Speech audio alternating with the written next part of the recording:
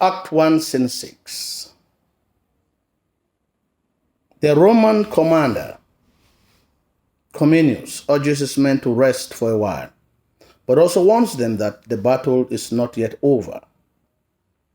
A messenger brings message that Latius and Matthias are still in Coriolanus, and Cominius decides that it will be best to march to the city and join them in the fight.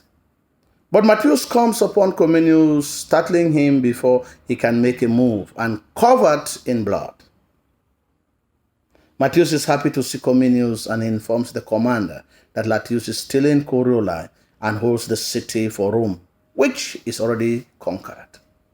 Matthias inquires about the other faction of the Volscian army led by Ophidius, which Cominius is going to confront, and tells his commander that he is eager to do combat with Cominius. He urges his commander that they go against his enemy's army without delay, whereas Cominius prefers that Matthias rests and tends to his wound. A messenger had previously come with news that the Romans were losing, but that news is already an hour late because victory is already secured in the city of Coriolanus. Cominius does not want to deny him the privilege he wishes. The privilege if he wishes it.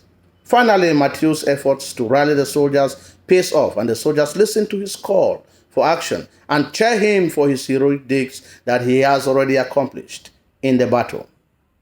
Matthias decides to select an elite force of soldiers to confront the enemy's army.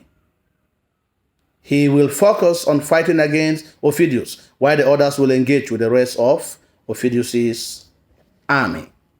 The reason why he decides to pick an elite group is because he knows that those who fight alongside Ophidius are of superior quality of soldiers. There is a use of imagery when the terms of battle and love are mixed together. Matthias tells Cominius that he embraces him as if he were wooing him, which are strange terms for a soldier in a battlefield to say to another soldier. The theme of love and battle show up repeatedly and unusually in reference to Ophidius and Matthias, who seem to have a relationship that seems to be different from their usual soldier-to-soldier relationship type. The fact that Matthias says he is as happy as the day he got married shows that he too, like his mother, believes that achievement in war is as important to him than the events of his personal life.